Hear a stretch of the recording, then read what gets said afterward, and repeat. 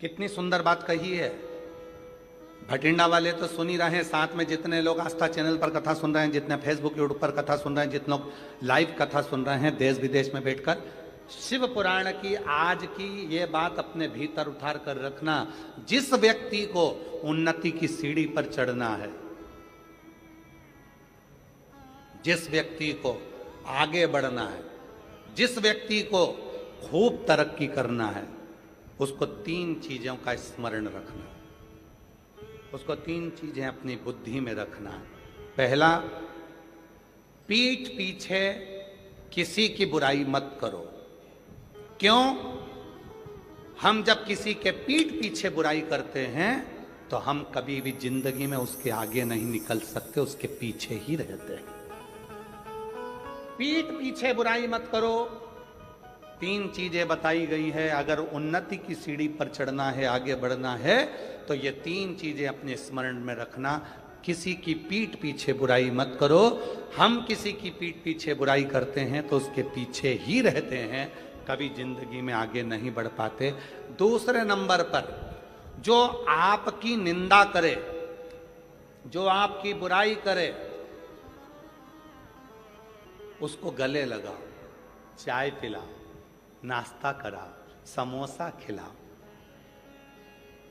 मक्खन पराठा खिलाओ। क्यों? क्योंकि वो तुम्हारी बुराई करने वाला को तुम जब गले लगा कर रखोगे, वो बुराई करने वाला जब तुम्हारी बुराई करता रहेगा तो तुम उस बुराई को छाट कर अच्छे बनते चले जाओगे, और एक दिन इतने अच्छे बन जाओगे कि फिर बुराई करने के लिए तुम्हारे लिए कुछ बचेगा ही नहीं। तुम उस सीढ़ी तक पहुंच जाओ। तीसरे नंबर पर कहा, पहले नंबर पर पीठ पीछे बुराई मत करो। दूसरे नंबर पर बुराई करने वाला जो तुम्हारी निंदा कर रहा है, जो तुम्हारी चुगली कर रहा है, तुम्हारे लिए अपशब्द कर रहा है, तुमको गाली दे रहा है, तुमको आड़ा टेढ़ा बोल रहा है, उसको समोसा कचौड़ी जरूर खिलाओ, चाउमीन खिलाओ, नाश्ता खिलाओ, बघार खिलाओ, खूब पिज्जा खिलाओ, खूब प्रेम से लस्सी पिलाओ। क्योंकि ऐसा बुराई करने वाला, और हम नहीं कह रहे, ये पुराने शास्त्र भी कहते हैं, निंदक न्यारे राखिए आंगन कुटी सभाए, और बिन पानी बिन साबुन सब मेल धुल जाए। अर्थात जो निंदा करने वाला है उससे अपने हृदय से लगा कर रखना। कम से कम वो तुम्हारी निंदा कर कर तुम्हें साफ तो कर रहा है, तुम्हारे पाप को वो झेल तो रहा है। अगर निंदा करने वाला नहीं होगा तो तुम सब बीमार पड़ जाओगे।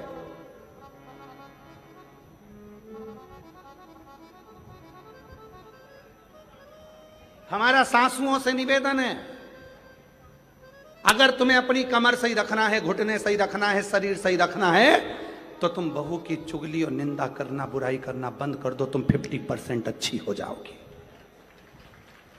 और हमारा बहुओं से भी निवेदन है, अगर तुम्हें अच्छा रहना है, कई बहुएं ऐसी हैं 45 की उम्र में, 40 की उम्र में, 35 की उम्र में, और कमर दुख रही है, सिर दुख रहा है, हाथ पैर दुख रही है, कब हर 15 दिन में डॉक्टर, हर 8 दिन में डॉक्टर, ये डॉक्टर बदला, वो डॉक्टर बदला, वो डॉक्टर बदला। कारण क्या है? क्योंकि तुम सास की निंदा करती होगी, और निंदा का मतलब आप सब जानते हो।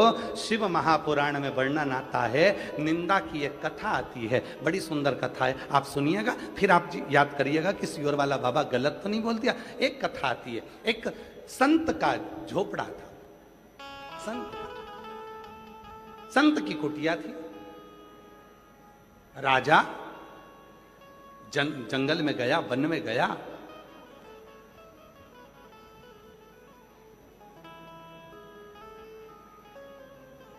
घूम फिर कर अपने घर गया।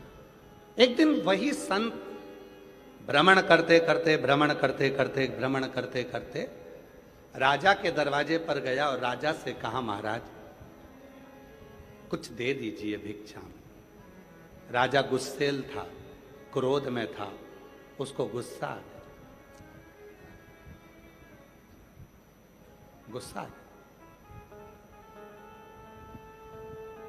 और गुस्सा आया तो उसने गुस्से में आकर, घोड़े की लीद पड़ी थी, वो लीद उठाकर उसने संत के कटोरे में डाल दी। संत ने वो लीद को ले जाकर अपनी कुटिया के पीछे डाल दी। कुटिया के राजा भ्रमण करते हुए जंगल में आया, रात्रि का समय था, भटक गया।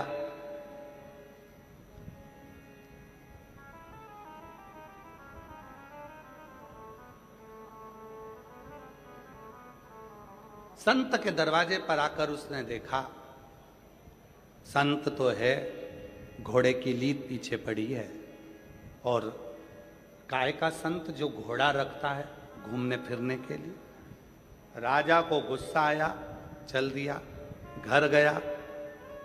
जो मिलता राजा उससे कहता, एक संत जंगल में रहता है, घोड़ा पाल के रखा है, लीद थी उसके घर,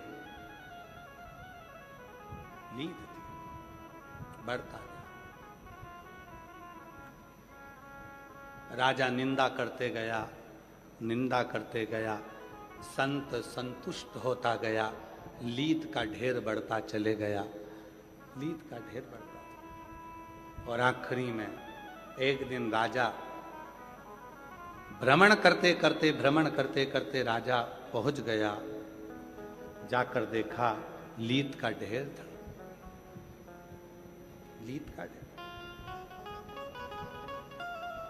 और उस ढेर को देखा, पूछा, महाराज ये लीद इतनी सारी कैसे हो गई? तुम्हारे ही दरवाजे पर से मिली थी, एक कटोरे में लीद थोड़ी सी, तुम्हारी निंदा करने से ये लीद बढ़ती चली गई, और अब इस लीद का कोई हकदार नहीं है, तुम ही इसके हकदार, तुम्हें ही इसको भोगना। ऐसी ही एक कथा और वर्णन करती है। एक राजा के शरीर में रोग आ गया, शरीर गलने लगा, शरीर पानी जैसा टपक टपक कर गिरने लगा, राजा की उंगलियां टपक गई, राजा का शरीर गलने लगा, राजा बीमार पड़ गया। सारे डॉक्टरों को बुलाया, सारे वेदों को बुलाया, सारे वेदों को दिखाया, पर उसका कोई हल नहीं निकला। तब राजा बड़ा दुखी हो गया। किसी ने कहा, एक संत रहते हैं, चलो उनके पास चलते हैं। संत से जाकर पूछा, महाराज मेरा शरीर सही नहीं हो रहा, इसका कोई हल बता दीजिए। तब संत ने एक बात कही, राजन तुम्हारा भाई था, कहाँ गया? कहा वो तो मर गया। तुम्हारी भाभी कहाँ है? तो कहा वो अपने कमरे में। संत ने कहा, एक काम करो राजा, भाभी जब अपने कमरे में सोने के लिए चले जाए, चुपचाप से जाना, भाभी के कमरे के बाहर दरी बिछाकर सो जाना, किसी को बोलना मत क्यों सोए हो, बस इतना काम करना प्रारंभ करना। राजा ने वही करना प्रारंभ करा। राजा भाभी के कमरे के बाहर दरी बिछाकर सो जाता। एक सेविका ने देख लिया, नौकरानी ने देख लिया, उसने दूसरी से कहा, कैसा खोड़ला राजा है, भाई मर गया तो भाभी के कमरे में सोने जाता। एक ने दूसरे से कहा, दूसरे ने तीसरे से कहा, तीसरे ने चौथे से कहा, चौथे ने पांचवे से कहा। पूरे नगर में बात फैल गई कि राजा ऐसा खोड़ला है कि भाई मर गया तो भाभी के कमरे में सोने के लिए जाता है, और पूरे नगर में चर्चा हो गई। और धीरे धीरे धीरे धीरे राजा का शरीर ठीक हो गया। राजा जैसे ही ठीक हुआ, गुरुजी के पास गया, गुरुदेव मुझे डॉक्टर ठीक नहीं कर पाए, मुझे वेद ठीक नहीं कर पाए, आपने केवल भाभी के कमरे के बाहर में सोया और मुझे ठीक कर दिया, कैसे? संत ने कहा, राजन तूने इतना पाप कर लिया था कि तेरा पाप तेरे शरीर में बीमारी बनकर आ गया था। उस पाप को समाप्त करने के लिए मैंने तेरी निंदा करवाना प्रारंभ कर दी। जब तू भाभी के कमरे के बाहर सोता था, लोग तेरी बुराई करते थे, तुझे कोसते थे, गाली देते थे, अपशब्द कहते थे, निंदा करते थे, बुराई करते थे। राजन जितने लोगों ने तेरी निंदा करी, तेरा पाप उनके खाते में चले गया, और उनका जो पुण्य था वो तेरे खाते में आ गया। इसीलिए निवेदन है, शिव महापुराण के ये 3 सूत्र अपने भीतर उतार कर रखिएगा, जो भगवान शंकर नंदन मन में माता पार्वती जी से कहते हैं। सुनो पार्वती जी, पहला, पीठ पीछे बुराई मत करना। पीछे बुराई करने वाला हमेशा पीठ के पीछे ही रह जाता है, और आगे वाला आगे निकलता चले जाता है। दूसरे नंबर का, कोई निंदा करे, बुराई करे, तुम्हें गाली दे, तुम्हें अपशब्द कहे, तुम्हें ताना दे, दिन रात तुम्हें कोसे, तुम उसका जवाब मत दो। तुम उसको गले लगाकर उसको समोसा खिलाओ, कचौड़ी खिलाओ, लस्सी पिलाओ, भोजन कराओ, मखान पराठे खिलाओ, उसको बेहतरीन बेहतरीन भोजन कराओ, जलेबी खिलाओ, उसको इमरती खिलाओ, उसको पकवान खिलाओ। क्यों? क्योंकि वो अपना खुद का पुण्य बुराई कर कर तुमको दे रहा है, और तुम्हारी बुराई कर कर कर तुम्हारे पूरे पाप को वो अपने माथे ले रहा है। वो बीमार पड़ेगा, दुखी होगा, तकलीफ में आएगा, कष्ट में आएगा, पर तुम्हें ठीक कर देगा, तुम्हें ठीक। इसलिए मेरा सासू माताओं से निवेदन है, जितनी भी सासें बैठी हैं सबसे निवेदन, स्वस्थ रहना है तो निंदा मत करो। बहू की निंदा करी तो बहू का पाप तुम्हारे माथे पर, और तुमने जितनी माला जपी उसका पूरा पुण्य बहू के पास। इसलिए याद रखना, एकदम शांत। तुम किसी घर में देखना, बहुएं तो दिन भर बीमार रहती हैं और सास एकदम चकाचक डेंटिंग पेंटिंग करके, बेहतरीन लाइन खींच के, डब्बा भर के, और पार्लर में जाके धागे से वो एकदम मस्त रहे, उन्हें कोई बात नहीं। अब कई बहुएं कहती हैं, बताओ मेरी तो कमर दुख रही है, मेरा पांव दुख रहा है, मेरा हाथ दुख रहा है, मेरा ये दुख रहा है, मेरा वो दुख रहा है, और बहुएं कह रही हैं मेरा शरीर ये दुख रहा है। और सास, क्यों मम्मी 15 लोग आ रहे हैं तो क्या हुआ, मैं हूं ना, खाना बना लूंगी, तू तो रहने दे, तू जा, तेरा बच्चे संभाल तू तो। और बुढ़िया माँ ने खाना माना बना के तैयार, और बहू क्यों?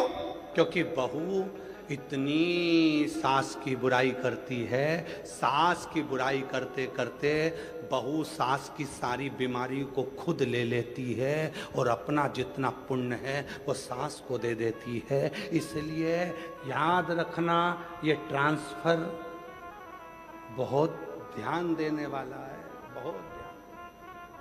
कई लोग हमसे कहते हैं, बाबा जी आपकी इतनी बुराई करते हैं लोग बाग, हमने सोशल मीडिया पर देखा आपको गाली देते रहते हैं, कोई कहता है ऐसा, कोई कहता है वैसा। हम उनसे एक ही बात कहते हैं, उनको कहने दो, हो सकता है हमारे कमर में कभी दर्द आएगा, हाथ पैर में दर्द आएगा, तो हमारा पूरा जितना भी दर्द है, दुख है, तकलीफ है, वो सब बुराई करने वाले ले लेंगे। और उन्होंने जिंदगी में कभी भूखे को भोजन, प्यासे को पानी पिलाया होगा, उसका पुण्य हमारे खाते में आता चले जाएगा। तुम कहने दो, आग लगे बस्ती में, जम के बोलो, आग लगे बस्ती में, क्या किसको रोइए, एकदम मस्त। जितना लोग बुराई करें, तुम उतनी जोरदार खजूर वाली चोटी बना के जाओ, उतनी जोर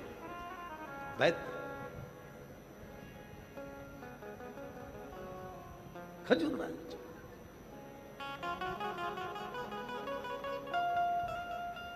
हम तो बाबा के भरोसे चलते हैं, हम तो बाबा के भरोसे चलते हैं। ये दुनिया वाले जलते हैं, ये दुनिया वाले जलते हैं, डमरू वाले के भरोसे चलते हैं, काशी वाले के भरोसे चलते हैं, सीहोर वाले के भरोसे चलते हैं, सीहोर वाले के भरोसे चलते हैं।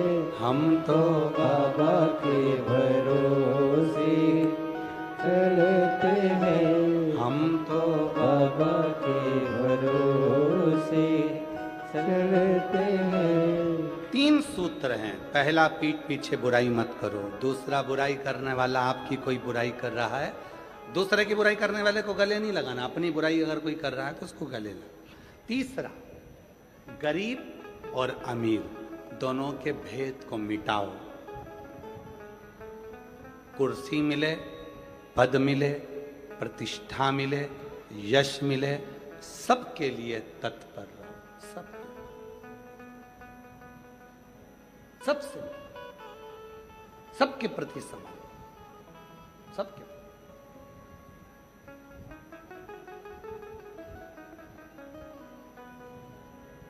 समर्पण इसी को कहते हैं।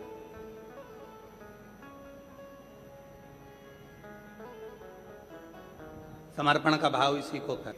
किसी को कोई कष्ट तो नहीं है, किसी को कोई परेशानी तो नहीं है, सबके पास जाए। हमने कहा पापा भी तो जाते हैं अमरजीत सिंह जी, कहने लगे वो भी जाते हैं, हम भी जाते हैं। हमको इतनी खुशी हुई आज के समय के ये नवयुवक बेटे और बेटे के साथ में आपके भटिंडा क्षेत्र के मेयर, अगर उनका भाव इतना शुद्ध है तो हमें लगता है कि पूरे भटिंडा का भाव कितना शुद्ध होगा। ऐसी शुद्धता का भाव होना चाहिए। हमें जाना है, सबसे मिलना है, किसी को कोई कष्ट तो नहीं है। उनके मुख से सबसे पहले मैं पदम जी आपको साधुवाद देता हूं इस चीज के लिए, बहुत बहुत साधुता। आपके भीतर कम से कम हम सबसे मिलेंगे, सबसे, किसी को कोई कष्ट तो नहीं। स्नेह इसी को कहते हैं। पद मिले, कुर्सी मिले, प्रतिष्ठा मिले, यश मिले, वैभव मिले, उसके साथ आपके भीतर समता का भाव हो कि ये सब मेरे हैं, सब